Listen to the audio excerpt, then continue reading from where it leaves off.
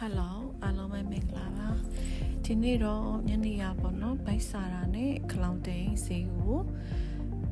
ညီမ3ယောက်သွားကြတာပေါ့နော်သွားကြရင်နဲ့ဈေးဘက်ခဲပါတယ်ခလောင်တိန်မက်ကက်မှာဒီလိုမျိုးမုတ်အစုံ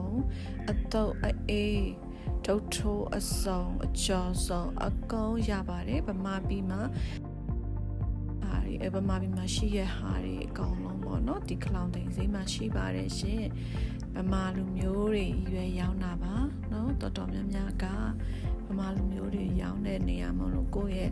မြန်မာလူပဲပြောမြန်မာလူပဲမှားပြီးစားလို့ရတဲ့နေရာလေးလည်းဖြစ်တယ်အဲကြောင့်အမြဲတမ်းခလောင်တိုင်ဈေးကိုရောက်ဖြစ်တယ်ပေါ့နော်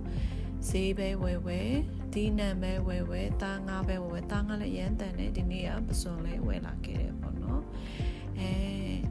ကောင်လုံးတယ်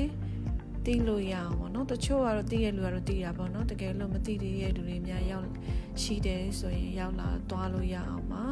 အမတ်တရားလေးအနေနဲ့တင်ပေးလိုက်ပါတယ်ရှင်နော်ဒီမှာ